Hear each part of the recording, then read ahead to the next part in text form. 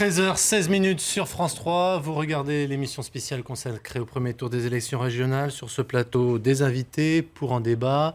Agnès Marion, bonjour à vous. Vous êtes numéro 2 sur la liste Front National dans le département du Rhône. Face à vous, Jean-François Debat, maire socialiste de Bourg-en-Bresse, tête de liste dans le département de l'Ain. Et face à vous, Nicolas Daragon, qui revient jeudi en deuxième journée. Vous étiez là hier soir déjà. Maire Les Républicains de Valence dans la Drôme, tête de liste dans le département de la Drôme également. Vous avez des petits yeux, Jean-François Debat. Vous participiez aux négociations cette nuit et je sens que la nuit a été extrêmement courte pour vous. On ne peut rien vous cacher. On ne peut rien vous cacher. Et effectivement, comme le disait Jean-Charles Colas, il a fallu le temps que tout le monde arrive de ces départements et nous avons effectivement commencé. Et je ne vous cacherai pas, que c'était si long. Effectivement, que la nuit a été courte, mais pour autant. Et là, je m'associe à ce qu'a dit Jean-Charles Colas. Nous cherchons, d'abord, nous avons 10 ans de travail, 10 ans de projets que nous avons menés à bien. Donc, nous avons à la fois la volonté de poursuivre un certain nombre de politiques, mais aussi de nous inscrire dans des évolutions qui sont conformes à ce que sera la construction de la grande région. Et ceci, ça nécessite un tout petit peu de temps pour achever des discussions qui, pour le reste, avaient déjà d'ailleurs pu commencer il y a déjà quelques mois. Monsieur Debat, je ne peux pas penser que vous n'aviez pas commencé avant le premier tour, en tout cas, à vous parler un peu déjà, parce que les sondages laissaient à penser que, et du reste, sur les résultats des communistes et de la fois de la liste du Rassemblement, on est à peu près dans ce que disaient les sondages. Qu'est-ce qui est, à 13h17, déjà négocié ? C'est-à-dire que vous avez bouclé les listes, vous êtes d'accord sur quelques priorités, qu'est-ce qui reste encore à négocier concrètement ? Nous avons bien avancé sur beaucoup de sujets. Un accord, c'est toujours global. Quelques heures, on dit Paris vaut bien une messe, quelques heures de bon travail vaudront bien un bon accord qui est en cours de finalisation. Les listes ne sont pas bouclées. Mais oui, tout avance parallèlement.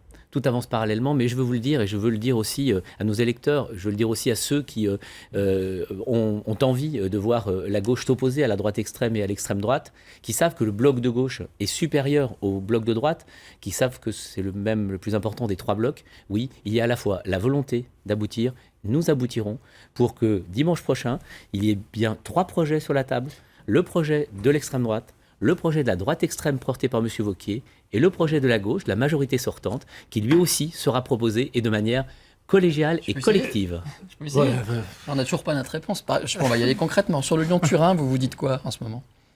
Sur le Lyon-Turin, vous savez que notre divergence, notamment avec Europe Écologie Les Verts, elle n'est pas récente. Ouais. Je rappelle aussi que la région n'est pas engagée dans le financement du Lyon-Turin. Nous sommes engagés sur des études et nous sommes engagés aussi sur des accès qui servent aussi la desserte ferroviaire de l'Est de la région. Donc, de ce point de vue-là, j'allais dire, ne pas être d'accord au plan européen pour l'Europe Écologie Les Verts sur cet investissement ne met pas en cause la possibilité de travailler. Sinon, nous n'aurions pas pu travailler sur le précédent mandat. Or, nous l'avons fait et nous l'avons fait de manière collégiale et collective. Vous l'avez compris, nous n'en saurons pas beaucoup plus sur le contenu de l'accord et sur les listes. On en parle à la fin. Ça va. Bon. Nicolas Daragon, vous avez entendu l'interview tout à l'heure de Jean-Charles Colas du Rassemblement, qui dit que vous avez mis la poussière sous le tapis. Bien sûr, mais j'ai aussi entendu tous les dirigeants socialistes se réjouir de leur score extraordinaire. On entend un peu tout et n'importe quoi. La cuisine politicienne d'arrière-boutique est en route dans un hôtel du centre de Lyon. Et la poussière sur le tapis, c'est dire que vous l'avez fait avant le premier tour. C'est formidable, tout va bien. Nous, en tout cas, on a fait un programme qu'on a écrit en commun avec le MoDem, l'UDI, les Républicains, et qui a été adopté par l'ensemble des colistiers. Et vous aurez remarqué que pendant cette campagne, il n'y a pas eu les dérapages qu'on a pu voir à propos de Jean-Jacques Kéran, puisque ils sont en train de travailler. Ils sont en train de se rassembler là en ce moment. Alors donc avec Monsieur Colas qui dit que Jean-Jacques Kéran est un autocrate qui perd pied avec la réalité, ou avec Monsieur Collomb par exemple qu'on voit toujours pas, qui dit que son premier meeting aura lieu en janvier. Voilà, c'est cette famille-là qui est en train de se rassembler dans un hôtel. La constitution de festival auquel on assiste. On le sait avec l'UDI et le MoDem. Ça n'a pas été quand même non plus le paradis. On les a pas traités aujourd'hui. Moi je suis maire dans une commune dans laquelle on travaille avec l'UDI et le MoDem. Ils sont élus à nos côtés et nous sommes ensemble pour gérer cette ville et ça se passe bien. Au département de la Drôme, c'est la même chose. Dans beaucoup de départements de la grande région, c'est la même chose. Ça signifie que ce qu'on est capable de faire dans les communes, dans les départements, on sera capable de le faire à la région sans aucune difficulté. Et ce qu'il y a de certain, c'est que nous avons les mêmes candidats Et le même programme au premier et au deuxième tour. Aujourd'hui, celles et ceux qui sont contre le nucléaire, qui ont voté écologiste au premier tour, doivent voter pour qui au deuxième tour? Celles et ceux qui sont pour le Lyon-Turin doivent voter pour qui au deuxième tour? Celles et ceux qui étaient pour le Center Park, qui créait 700 emplois au nord de la Drôme, à côté de l'Isère, à Roibon, ils doivent voter pour qui? On ne sait pas bien. Là, on ne sait pas. C'est comme d'habitude. Ça veut dire qu'on est dans le flou artistique le plus complet. Nous avons un programme, nous avons une liste, les mêmes candidats, nous avons été placés très nettement en tête. Et c'est un désaveu cinglant que doit essuyer le président sortant de la région. Ça, moins d'un électeur sur 4 qui soutient le président sortant. Et on est en train de nous expliquer que c'est merveilleux, tout va bien. Finalement, qu'on fasse 23, 25 ou 32, tout le monde est content. Moi, ce que je relève aujourd'hui, c'est que nos concitoyens sont en attente sur des sujets bien plus essentiels que de la cuisine politicienne dans une arrière-boutique. L'emploi, la sécurité, la fiscalité, l'apprentissage, les lycées, les transports régionaux. Et de tout ça, eh bien, on est en train de nous raconter en permanence la droite extrême, l'extrême droite, mais de quoi parle-t-on exactement? Enfin, là, on parle de la gauche extrême, de la gauche molle, de la gauche éclatée, de la gauche verte, de la gauche rouge. Nicolas à qui a-t-on affaire exactement? À minima, nos alliés ne nous ont pas traités de crypto-lepénistes, hein, comme le président de l'UDI a l'occasion de qualifier Laurent Wauquiez. Il n'est pas candidat dans notre région, que je sache. Nous n'avons pas non plus de désaccord fondamental sur les engagements sur des sujets non électoraux de société. Et nous n'avons pas non plus de désaccord avec des gens qui n'ont pas apprécié que l'on parle de camp d'internement il y a quelques semaines, alors même que les attentats venaient d'avoir lieu. Alors, si vous voulez, on peut effectivement s'envoyer ces petites phrases, on peut effectivement, c'est le jeu, vous avez été en tête sur une liste d'union, nous sommes avec 3 listes à rassembler dans un bloc qui est supérieur à ce que vous représentez. Ça n'est pas la première fois. La gauche a cette tradition d'être présente de manière séparée au premier tour pour se rassembler au deuxième tour. Nous allons nous rassembler. Nous avons fait des propositions pendant cette campagne sur les lycées, sur l'apprentissage, sur l'économie et sur les transports. Ces propositions restent valables et c'est le socle sur lequel nous faisons campagne sur le deuxième tour. Monsieur d'Aragon, vous parlez du score de votre candidat dont vous êtes très content. Est-ce que ça veut dire qu'aujourd'hui, Laurent Wauquiez a les mains libres? On se souvient quand même que pendant le premier tour, notamment du côté du centre, on a un petit peu toussé sur certaines actions de Laurent Wauquiez, ses réactions très rapides après les attentats, sa visite dans une réunion des opposants au mariage pour tous n'a pas plu à tout le monde dans le camp que vous représentez aujourd'hui. Est-ce que maintenant, avec ce score, Laurent Wauquiez se sent libre de tout ce qu'il veut dire? Et est-ce que ça veut dire qu'il va se permettre un peu tout ce qu'il veut, de plus en plus à droite, souvent dans certains domaines? Je crois que Laurent Wauquiez, il a d'abord sa fonction nationale sur laquelle il exprime des positions qui sont les siennes, et puis il a sa fonction de chef de file de la liste régionale sur laquelle il exprime les positions qui concernent la région Rhône-Alpes. Le problème, c'est qu'il va laisser tomber ses mandats nationaux pour se consacrer à la région. On ne peut pas mélanger les deux en permanence dans l'interprétation qu'on veut en faire. Dans les 2 sujets que vous avez abordés, sans les préciser, il s'agit de 2 sujets nationaux qui ne concernent pas les compétences de la région Rhône-Alpes-Auvergne, même si à un moment, le président sortant a voulu nous expliquer qu'il voulait faire un hôtel des réfugiés à l'ex-hôtel de région à Charbonnières pour sans doute encore donner un peu de carburant au Front National. Ça n'est pas le sujet. Le sujet aujourd'hui, c'est comment les Rhône-Alpins et les Auvergnats ont jugé les sortants et comment ils expriment leur adhésion à un programme. Eh bien aujourd'hui, ils ont placé très nettement en tête la liste qui s'est présentée à eux, celle de Laurent Wauquiez. Agnès Marion, vous êtes dans cette stratégie aujourd'hui d'essayer de mobiliser des abstentionnistes. Vous êtes résolument dans cette stratégie pour conserver une chance peut-être de pouvoir gagner dimanche prochain? Alors on a effectivement un vivier de voix chez les abstentionnistes qu'on va aller solliciter cette semaine. On a déjà commencé dès ce matin une campagne de terrain.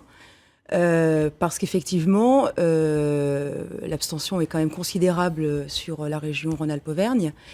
Et puis, comme vous le remarquiez tout à l'heure, effectivement, il y a 130 000 voix qui se sont déjà portées sur le Front National à l'occasion des présidentielles de 2012 et qu'on n'a pas retrouvées dans les votes. Ça va être compliqué parce que le contexte de cet avant-premier tour, vous étiez plutôt favorable sur des thématiques qui n'étaient pas spécifiquement régionales. Il faut quand même le préciser, notamment la question autour de la sécurité qui s'est invitée largement dans cette campagne. Et là, on se dit, il n'y aura pas cet effet-là pour le second tour. Non, je crois que les gens, en fait, vont aussi considérer ce qui s'est passé plus largement au niveau national, c'est-à-dire cette vague bleu marine, qui est même un raz-de-marée, et je pense que ça redonne de l'espoir à tous ces Français qui sont oubliés, qui sont souvent abstentionnistes parce qu'ils sont dégoûtés de toutes les politiques qui ont été mises en pratique aussi bien par la droite, les Républicains, que par la gauche depuis des années, et qui, voyant ce qui se passe dans d'autres régions, peuvent très bien se dire, eh bien pourquoi pas, on est écouté, on a la possibilité d'offrir notre scrutin pour que les choses changent, et puis si on ne s'occupe pas de la politique, elle s'occupe de nous, donc il faut aller voter. Il y a une chose qui ne change pas au Front National au fil des élections, c'est, je dirais, la capacité de pouvoir envisager de faire des compromis. Pas sur le fond, mais des compromis, c'est aussi l'essence même de la démocratie, c'est-à-dire gouverner parfois avec d'autres et de pouvoir discuter sur certains points du programme. Ça n'existe pas du tout au Front National. Non, on aime beaucoup discuter, mais on ne veut pas faire des compromis sur nos convictions. Voilà, je distingue bien compromis et compromission, hein, on est bien d'accord. Oui, hein. oui, on est bien d'accord, mais en fait, pour le coup, il est hors de question d'abandonner des convictions pour se faire élire et négocier des places. C'est pas du tout notre optique. Le pouvoir, ça n'est pas au détriment de ce qui nous paraît fondamental pour gérer cette région et sauver notre pays. Voilà, c'est vraiment là-dessus, on est extrêmement ferme. Effectivement, vous ne nous verrez pas faire des alliances tout azimut, comme a pu le faire effectivement M. Wauquiez avec cette alliance effectivement qui est assez contre nature et qui est un grand écart au final entre l'UMP, le MoDem ou l'UDI. Et à mon avis, si je vous pose la question, c'est que vous êtes pour la proportionnelle, on est bien d'accord, vous êtes pour la proportionnelle intégrale ? Pardon ? Vous êtes bien pour la proportionnelle intégrale au Front National ? Oui. Voilà, j'imagine par exemple en 2017, si la loi venait à changer, on peut potentiellement se retrouver dans un mode de gouvernance qui serait totalement différent, dans lequel effectivement il n'y aurait pas forcément une forte majorité. Alors vous allez dire je tire des plans sur la comète, mais cette culture du compromis, dans cette circonstance-là, serait évidemment absolument indispensable, de pouvoir gouverner avec d'autres. Le compromis dans l'intérêt de la France. Donc tout compromis sera négocié en fonction du plus grand intérêt de la France et des Français. Comment ça se passe au Front National ? Là, vous dites que vous êtes reparti en campagne dès ce matin. On a dit et redit, vous avez une faible réserve de voix malgré tout. Alors, vous comptez beaucoup sur les abstentionnistes. Comment ça se passe concrètement ? Christophe Boudot, il vous dit, allez chercher plutôt tel public, tel public. Quel est l'objectif là ? Qu'est-ce qu'on vous a donné comme mission pour mener cette campagne pendant 4 jours ? On est sur le terrain, on va à la rencontre des gens et surtout, en fait, on donne souvent... les abstentionnistes. Comment on fait pour reconnaître un abstentionniste, par exemple ? Non, vous savez, alors on fait les marchés, les gens parlent, les gens sont contents qu'on vienne auprès d'eux, qu'on soit à l'écoute de leurs problèmes, de leur espérance pour cette région également. Et puis, il y a un deuxième vivier dont on n'a pas parlé, c'est effectivement les souverainistes. Voilà, Donc là, vous parlez de la liste Debout la France. De Debout la France, effectivement, qui propose un projet sur lequel il y a un certain nombre de similitudes. Et on appelle effectivement ces électeurs-là à venir nous rejoindre. Mais ça ne suffira pas. Même si vous avez à peu près 3% de Gérard Rambo, ça ne suffira pas. Non, mais si on cumule tout ça... En discutant avec Gérard Rambo ou pas du tout ? Pardon ? En discutant avec Gérard Rambo, par exemple, ou pas du tout ? Vous l'avez appelé ? Oui.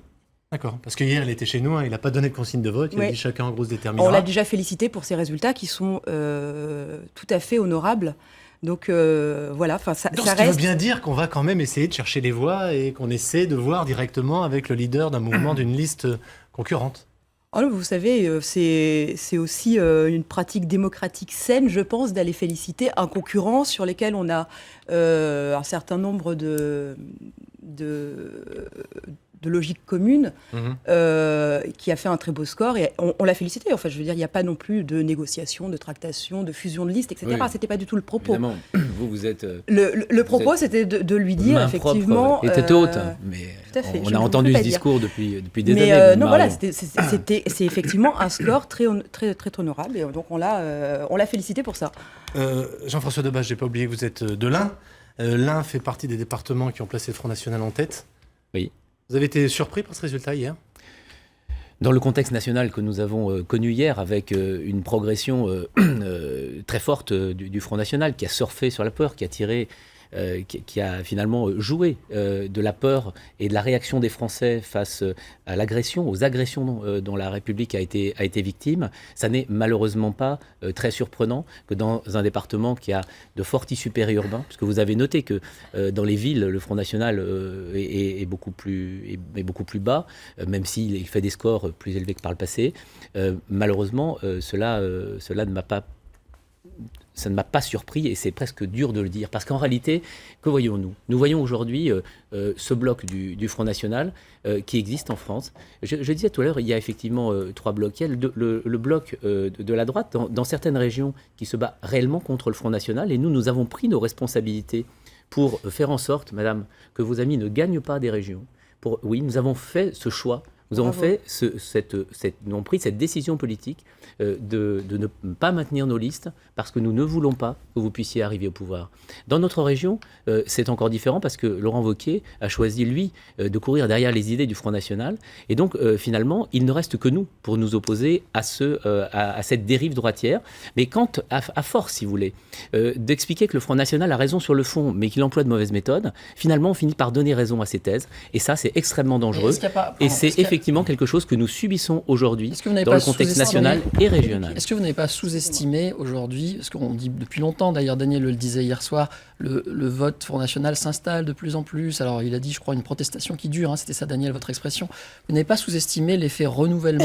Le Front National a pour lui le fait de n'avoir jamais été aux affaires pratiquement, avec des visages nouveaux, et que beaucoup de gens n'ont plus envie de voter, ont envie de voir changer la politique. Ce qui l'autorise d'ailleurs à ne jamais parler de la région lorsqu'il fait campagne, à ne surfer que sur des thèmes nationaux, et finalement à être finalement absous par avance, puisqu'il n'a jamais partagé ni pris aucune décision positive cette occasion pour, de mettre du pour la renouvellement. population. J'ai posé la question hier soir à M. Kéran, mais par exemple, pourquoi Anna Aubois n'aurait pas pu être jeune femme, leader de cette liste? Ça aurait été, de la part du Parti Socialiste, un vrai message de renouvellement, puisque c'est le Parti Socialiste qui a voulu la parité.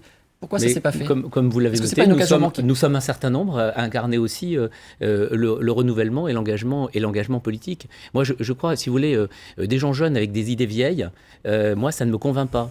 Et aujourd'hui, effectivement, moi, je me bats pour que notre région ne bascule ni dans l'extrême droite, qui est notre ennemi, ni dans la droite extrême, qui se compromet sur le fond et qui aujourd'hui, finalement, finit par légitimer un peu les messages du Front National. Donc oui, l'objectif de notre rassemblement, c'est bien celui-ci, et c'est ce que nous présenterons aux électeurs, un projet pour la grande région et une opposition à l'extrême droite et à la droite dure, à la droite clivante, incarnée par Laurent Wauquiez. Nicolas Daragon, je ne vais pas dire que vous courez après Agnès Marion, pour reprendre l'expression, ça serait un petit peu inconvenant, mais donc vous courez aujourd'hui après les électeurs du Front National ? Je relève simplement, une fois de plus, il y a eu des résultats hier. Nous sommes dans une région dans laquelle le Front National n'arrive pas en tête. C'est Laurent Wauquiez qui arrive en tête.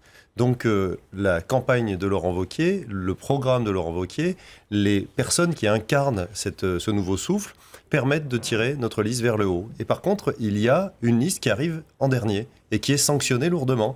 Et cette liste, évidemment, on ne va pas dire c'est de la faute uniquement des autres, parce que c'est le discours habituel que nos concitoyens ne veulent plus entendre. Simplement, il y a quelques paramètres qui sont surprenants. Chaque fois qu'au gouvernement, il y a les socialistes, le Front National fait des scores extrêmement élevés. Et chaque fois avec les mêmes recettes. Quand on prend nos concitoyens pour des vaches à lait et qu'on leur impose une fiscalité délirante systématiquement... au niveau national, au niveau régional, au niveau départemental, les sanctions sont tombées. Au niveau municipal, on a le même résultat. C'est un des thèmes de la voie libre, la fiscalité. Et c'est vrai qu'on a vu, malgré tout, j'entends votre argument, mais que la fiscalité directe n'existe pas. Ensuite, on a 2 taxes, qui sont la taxe sur la carte grise et sur les produits pétroliers. Et que finalement, là, on est au seuil maximum, puisqu'on ne peut pas aller au-dessus d'un certain seuil, comme de nombreuses régions du reste. Mais ce que ça représente, c'est relativement faible. J'avais fait le calcul, c'est 14% aujourd'hui des recettes des deux conseils régionaux. Oui, et pour autant, est-ce qu'on peut admettre qu'on l'augmente quand on a le levier pour le faire, par exemple entre 2004 et 2010, quand la fiscalité en Rhône-Alpes était sous la main de Jean-Jacques Kéran, il l'a fait littéralement exploser. Au même titre que dans la Drôme, on a eu une augmentation de plus de 16% sous la mandature de nos prédécesseurs, au même titre qu'à Valence, ça a été plus 8%, la suppression de l'abattement général, au même titre que François Hollande prélève depuis le début de son quinquennat une fiscalité délirante. On prend les gens pour des vaches à accumulés on les qui prend en étaient plus également pour des imbéciles parce que personne n'a oublié le discours de François Hollande. Moi président sur le chômage, résultat on l'a devant nous. Moi président sur la sécurité, pas de résultat. Et enfin, on prend les gens pour des imbéciles avec une cuisine politicienne qui est inacceptable, avec des tripatouillages électoraux qui sont inacceptables. Donc, résultat des courses, évidemment que Quand tout vous dites ça... tripatouillage électoraux, pour que ça soit clair, vous parlez de quoi en fait? La cuisine d'arrière-boutique... Non, parce que ça peut s'entendre comme tripatouillage dans un sens qui est beaucoup plus délictueux. Ce qui se passe en ce moment dans un hôtel à Lyon, c'est quand même très surprenant. Très surprenant. On se tape dessus pendant 1 an après avoir gouverné une région pendant 10 ans, et d'un coup, d'un seul, les gens qui se sont affrontés pendant des mois et des mois vont tous tomber d'accord. Ça va être le meilleur des mondes avec le meilleur des programmes dans lequel plus personne ne peut croire. Agnès Marion, votre propos était-il uniquement national sur cette élection? Ah non, pas du tout. Parce que tout à l'heure, vous avez fait référence à un contexte aussi, vous ne l'avez pas nié. Le Ah non, mais contexte bien vous sûr, était non, mais- favorable.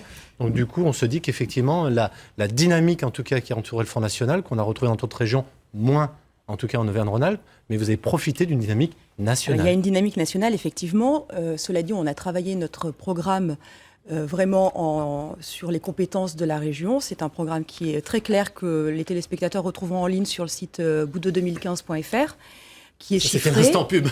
Exactement, non mais il faut le faire parce que je ne pense pas pouvoir développer chaque proposition et c'est certainement Non, pas je le pense propos. qu'on n'aura pas le temps, effectivement. Voilà, donc j'invite les gens à se reporter sur notre site.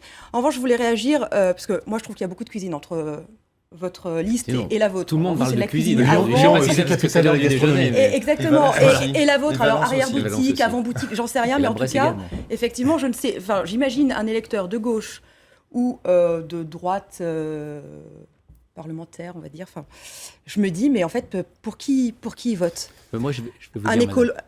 Je Je vous ai vous pas laisse coupé tout à terminer. l'heure. Allez-y, Je Madame vous laisse Marion, allez-y, terminer. allez-y. Un écolo, en fait, alors ou quelqu'un qui vient du Parti communiste, en fait, il va voter pour le parti qui soutient et qui est soutenu par Monsieur Macron. Ça me paraît compliqué. Pour vous, on a vu Laurent Wauquiez, effectivement, vous en parliez tout à l'heure, à la manif pour tous, faire un certain nombre de promesses.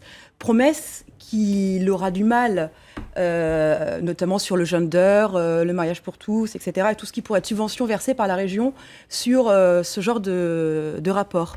Je pense qu'il va avoir du mal à tenir ses troupes une fois dans l'Assemblée. Qu'est-ce qui vous dérange? J'ai pas régionale. compris dans le fait de voter au premier tour pour un parti et au deuxième pour un autre. Ça, c'est le principe démocratique. Non, C'est non, pour je ça dis qu'il y a deux simplement tours. qu'en fait, un électeur qui porterait ses voix sur Laurent Wauquiez, qui serait attaché par exemple à la famille naturelle, un papa, une maman, un enfant.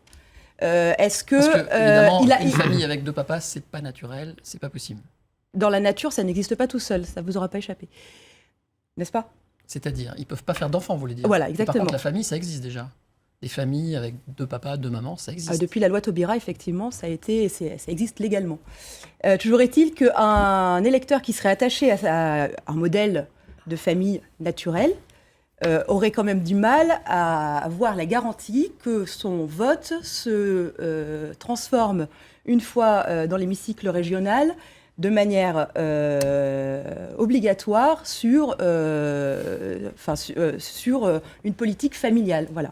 Donc je pense que c'est très compliqué pour les électeurs. Je voulais juste revenir. C'est très compliqué ce que vous avez expliqué. Ouais. J'ai eu du Oui, mal à- Juste revenir, vous avez quelques phrases, après je voudrais voir Daniel Navroux, je vous écoute. Non, je voulais juste revenir sur enfin, vous félicitiez du retrait pour faire obstacle au front, voilà, dans les régions où effectivement Oui, c'est du courage que politique. nous risquons de. Alors, je suis très étonnée, moi, par ça, parce que parallèlement, effectivement, on vous voit depuis 3 semaines et les événements dramatiques du 13 novembre, en revanche, venir piocher dans toutes les propositions que le Front National porte depuis des dizaines et des dizaines d'années, sous vos insultes et vos colibés régulièrement, effectivement. Mais alors, vous avez le droit de piocher dans nos propositions, hein, virage diplomatique, on arrête de... Vous savez ce que ça s'appelle, madame? Ça des- s'appelle des- le sens de l'État et des responsabilités. Donc, et en ce fait, sens pendant de 40 ans, l'État vous n'aviez et pas des le sens de l'État. responsabilités, c'est-à-dire de Pendant tenir 40 ans, compte d'un vous n'aviez contexte pas nouveau, d'un le contexte sens dans de lequel l'État. la République a été attaquée. Cela s'appelle le D'accord. sens de l'État et des responsabilités. Et donc, gouverner, Et ça, c'est prévoir. forcément, c'est vous quelque n'aviez chose pas vu qui venir vous quand même échappe. dans la société française ce délitement, cette communautarisation qui permet la radicalisation et qui permet malheureusement à des gens de sombrer dans le terrorisme et d'attaquer la France en plein cœur, Vous savez, comme ça a vous été savez ce fait. que vous êtes en train de faire? Vous êtes en train d'expliquer que ce sont les autorités de l'État, tous ceux qui ont gouverné, qui sont responsables de ce Non, qui s'est je passé. suis en train de Ceux dire qui que sont gouverner, responsables c'est de ce qui s'est prévoir. passé, ce sont les terroristes eux-mêmes. Ah ben bien Et sûr. ce qu'il faut conforter, c'est ce pas sont non les plus le moyens Front de nos National, services, ça ce sont vous les aura pas moyens de échappé. protection, mais c'est aussi de souder la nation et la République pour qu'à l'occasion de ces attentats, elles ne se divisent pas, elles ne se déchirent pas, elles ne se découpent pas. Et là-dessus, effectivement, nous sommes en divergence et avec vous et avec le discours de Laurent Wauquiez. Je ne dis pas de Et donc toute la pas avec droite nos républicaine. propositions que vous Mais êtes allé si piocher vous- parce que le principe de peut-être- je peux réalité vous peut-être- a rattrapé Je peux et peut-être vous vous êtes rendu compte peux que ce peut-être que nous terminer. Faut-il que j'intervienne Je peux depuis peut-être Faut-il que des j'intervienne années Je peux était ce peut-être qu'il fallait terminer Madame mettre Marion, mon je vous ai propos. défendu tout en à l'heure. On va France. laisser Jean-François Debat terminer, Et donc- s'il vous plaît. Voilà. J'étais en train de terminer parce que j'ai dit l'essentiel de ce que je voulais dire sur ce sujet-là et je pense que les choses sont claires. Je dis simplement que venir exploiter, comme votre parti l'a fait, comme certains responsables minoritaires de la droite, dont je le regrette, M. Wauquiez l'a fait, les attentats terribles qu'a connus notre pays, qui nécessitaient du rassemblement et de l'unité et non du clivage, eh bien, c'est effectivement alimenter la division de notre pays et ça, nous ne le souhaitons pas. Ça, nous ne le ferons pas. Et je dirais simplement, vous disiez, je conclurai là-dessus, qu'est-ce que vont faire les électeurs de gauche? Eh bien, les électeurs de gauche doivent savoir que le total de leur vote fait qu'ils sont en tête aujourd'hui avec les 3 partis que nous représentons et à partir de là, que la victoire est tout à fait possible et que c'est bien ça l'enjeu de cette élection. Ne vous en déplaise, madame. Merci, madame. Merci, messieurs. J'aimerais